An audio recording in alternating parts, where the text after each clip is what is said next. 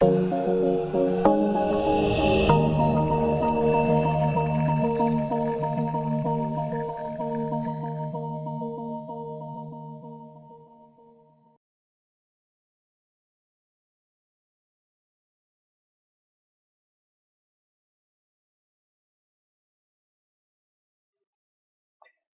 Assalamualaikum warahmatullahi wabarakatuh.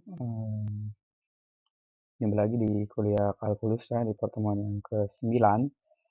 Kita sudah melewati ujian tengah semester. Terakhir kemarin materi kita sudah sampai limit kiri dan limit kanan ya. Sebelumnya ada limit, definisi limit itu sendiri. Oke, di pertemuan kali ini kita akan bahas tentang limit trigonometri dan limit tak hingga ya. Sebelumnya, sebelum sampai ke limit trigonometri, kita akan bahas dulu atau kita akan mengingat kembali apa sih yang dinamakan dengan trigonometri itu sendiri. Nah, pada dasarnya trigonometri itu berasal dari konsep segitiga siku-siku. Itu misalnya kita punya panjang segitiga ini adalah A, ini B, panjangnya ini C ya.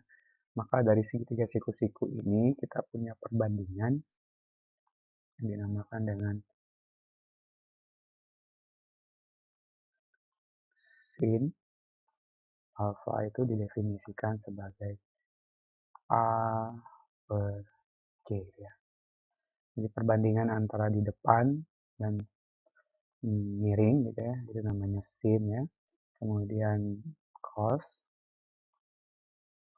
alfa itu didefinisikan sebagai B per C. Kalau tadi sin demi depan miring, cos samping miring ya.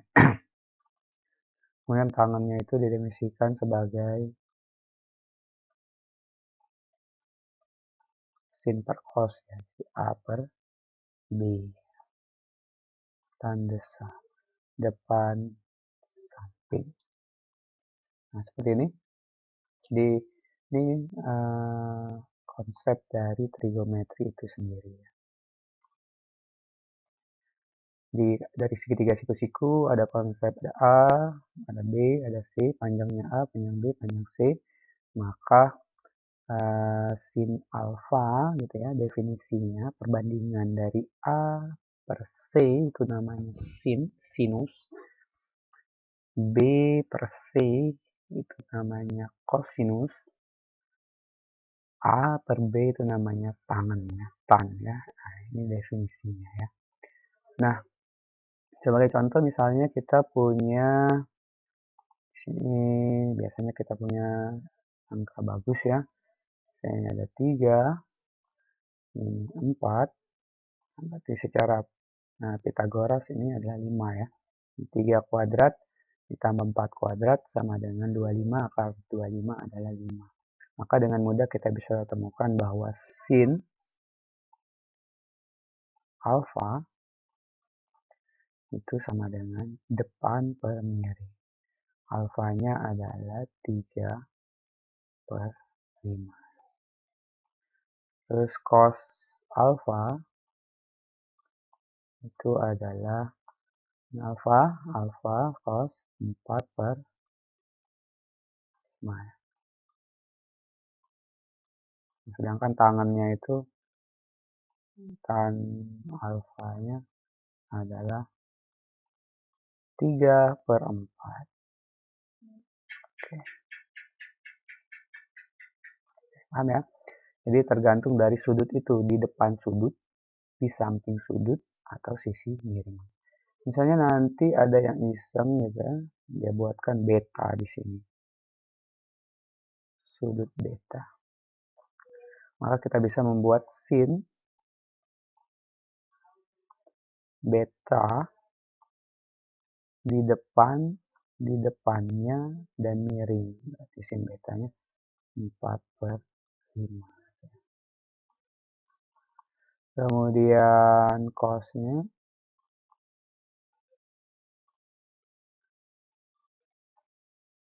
cos beta, cos samping miring berarti 3 per 5.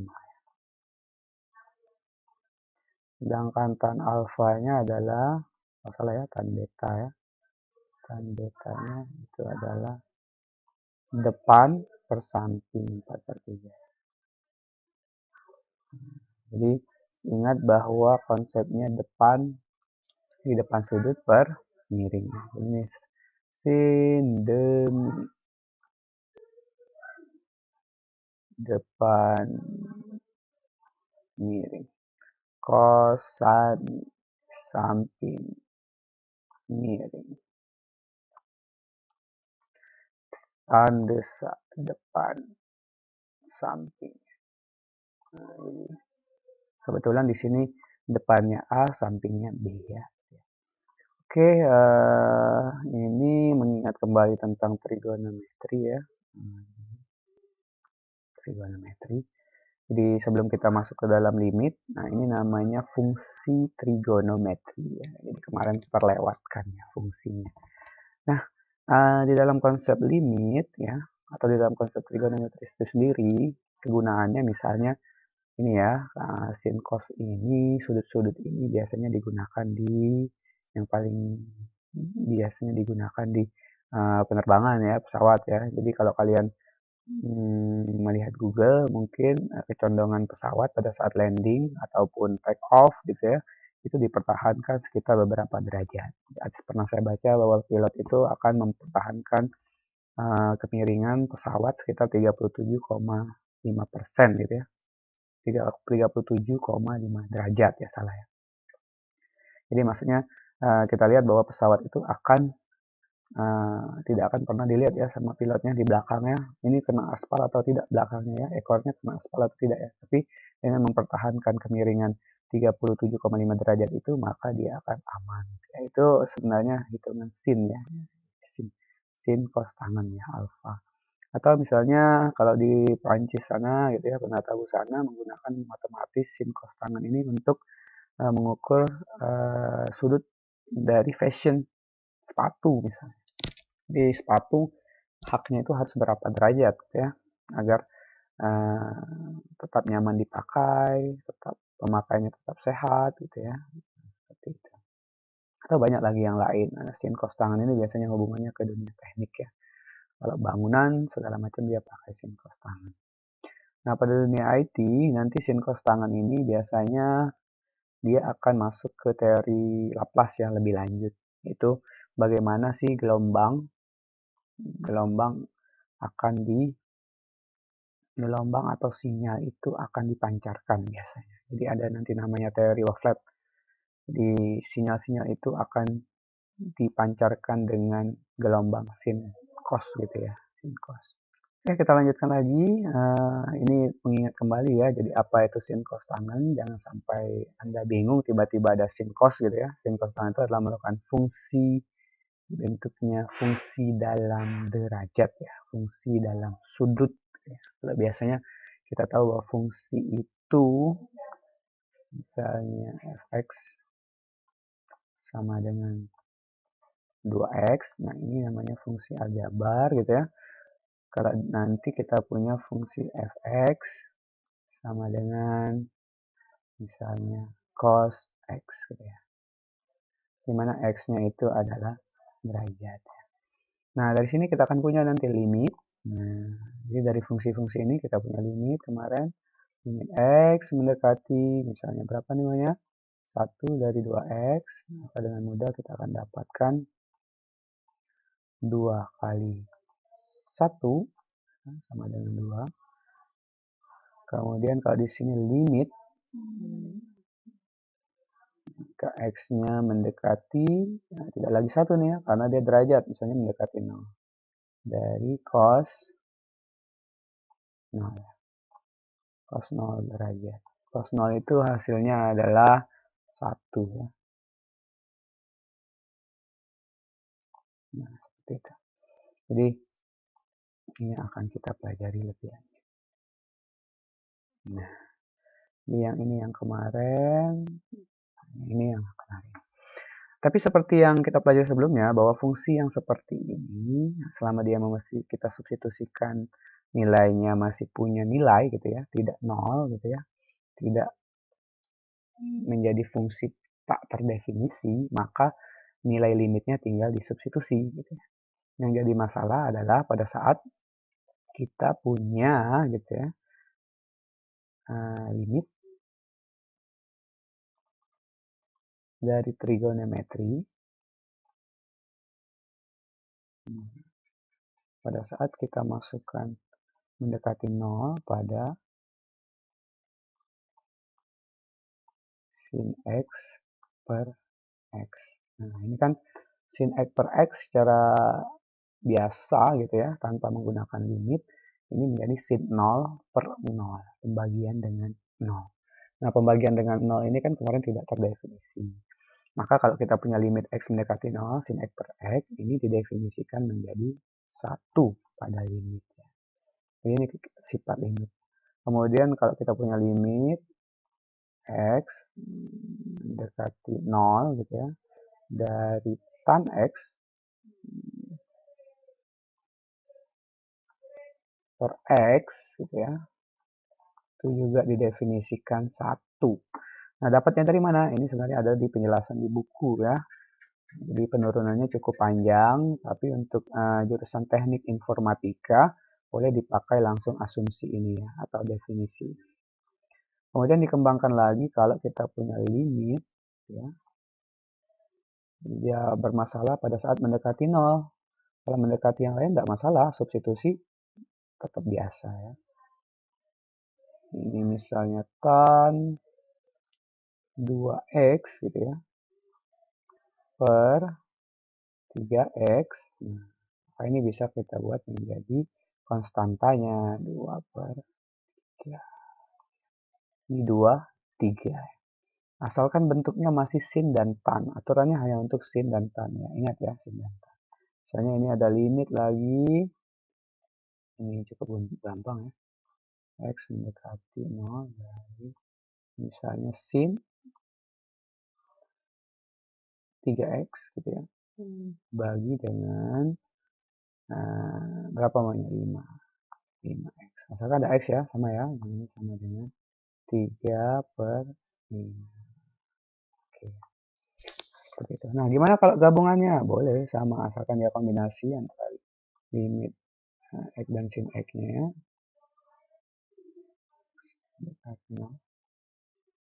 Jadi sin 3x dia gabungkan dengan tan X ya. Tan 2x. Nah, ini masih bisa didefinisikan secara limit, jadinya 3 per 2. Oke.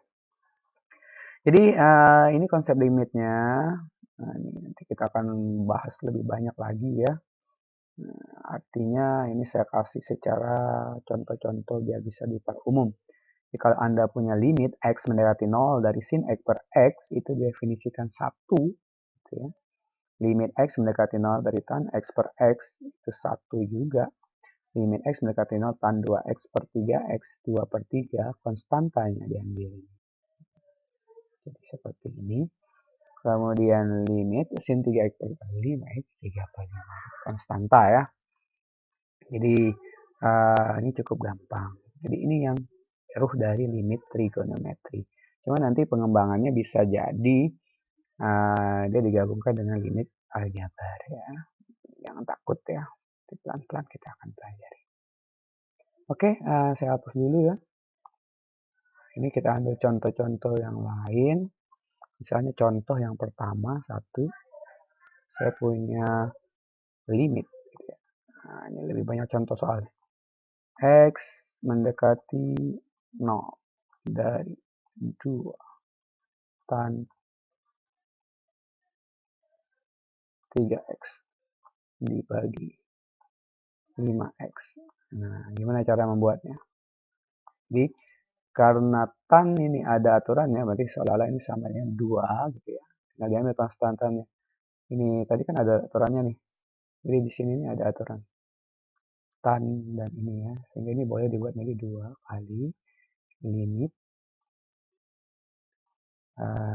X mendekati 0 dari tan 3x dibagi dengan 5x. Tulisannya semakin jelek nih.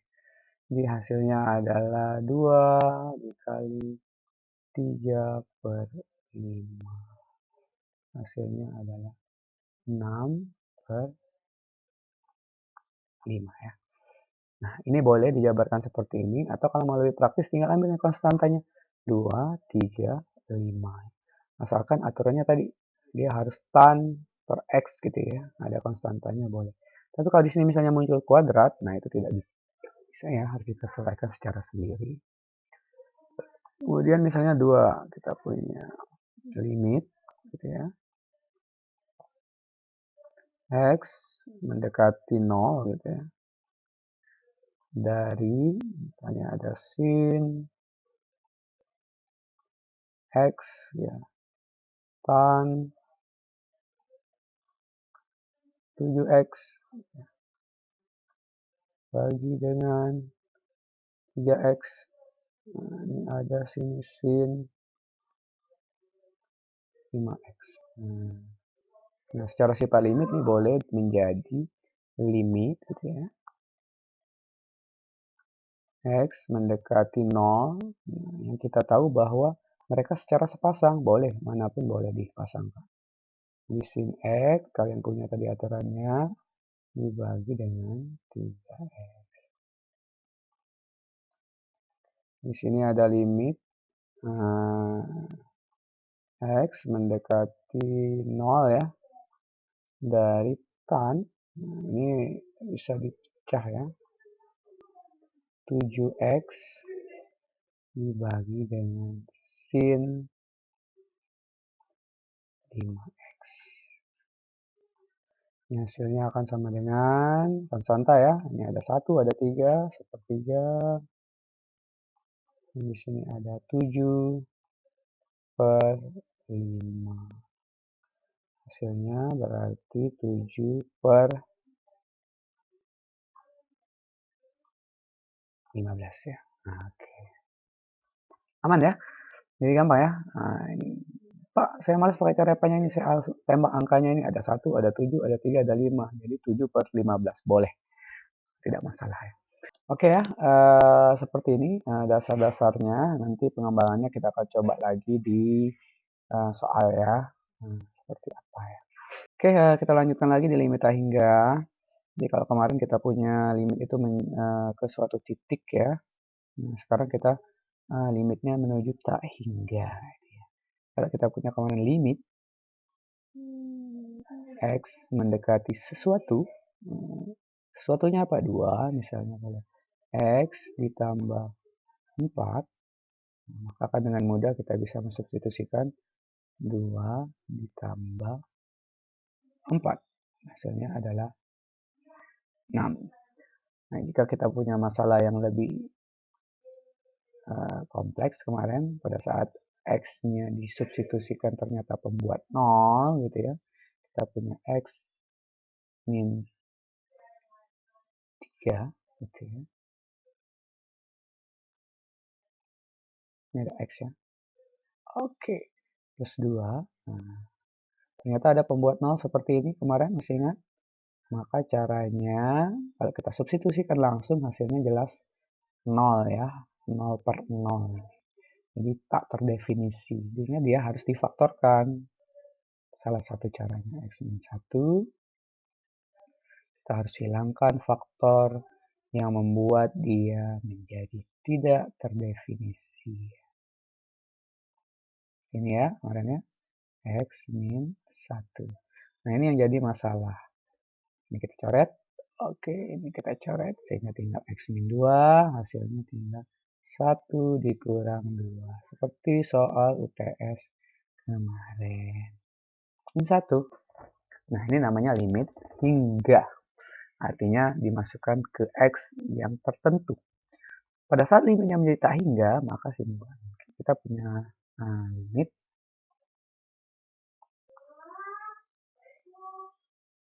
X-nya menuju tak hingga. Oke, tak hingga besar sekali ya. Nah, tak hingga besar ini. Dari misalnya 2X. Nah, ini bisa dicek nih.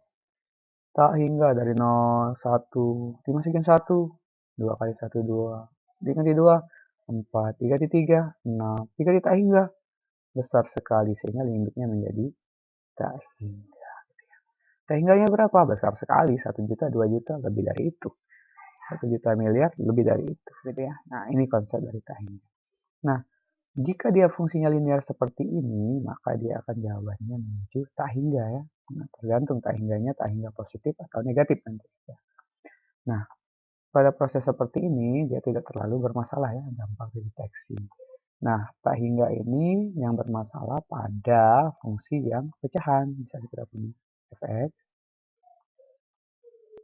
punya seperti ini. A x pangkat m, ya,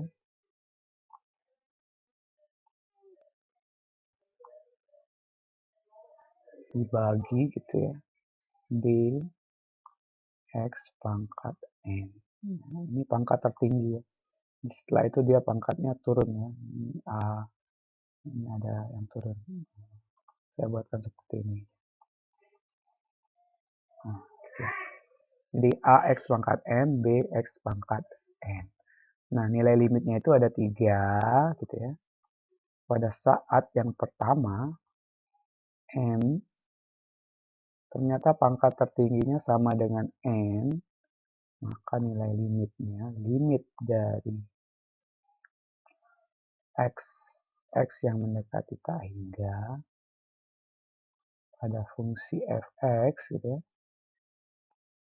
itu sama dengan A per B. Konstanta yang paling besar. Kalau dia pangkatnya sama, pangkat tertinggi ya. Yang kedua, jika dia N-nya kurang dari N. Atas lebih kecil, maka limitnya gitu ya. Limit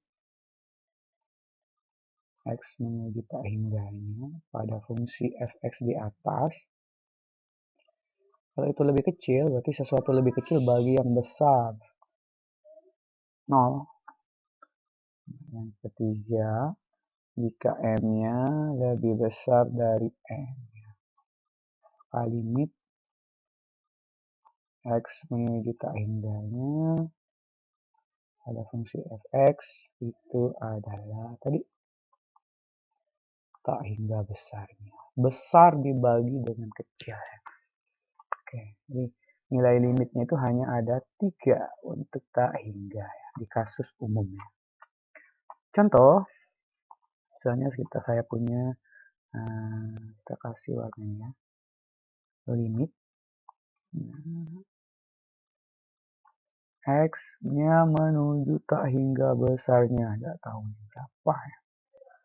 Ini ada 2 X pangkat 3 min 10 dibagi X kuadrat min 7 X pangkat 3. Oke. Nah, yang perlu kita perhatikan adalah kita harus cari dulu pangkat yang paling tinggi di atas. Oke, ini yang tinggi. Yang di bawah ini. Gitu ya. Jadi selain itu kita tidak usah dihiraukan. Jadi, ternyata 2x pangkat 3 min 7x pangkat 3. Tertinggi di atas pangkat 3, tertinggi di bawah pangkat 3. Nah, kalau pangkatnya sama berarti konstantanya saja. Berarti nilai limitnya ini adalah 2 per 7. Gampang ya. Jadi kalian yang terkait itu tidak selalu pangkat tertinggi di depan, bisa saja di belakang atau di mana-mana. Kemudian kalau limit X-nya menuju tak hingga lagi gitu ya. Pada misalnya X kuadrat min 1.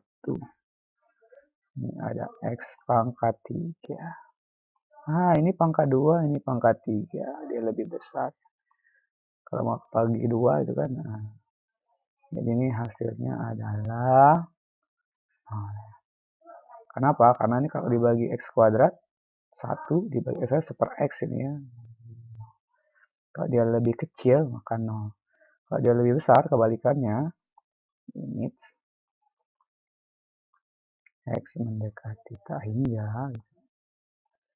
Dibalik soalnya X pangkat 3 di atas, dibagi dengan X kuadrat min 1, maka hasilnya adalah tak hingga. Karena ini 3, ini 2. Ini satu. Jawabannya cukup merujuk ke sini.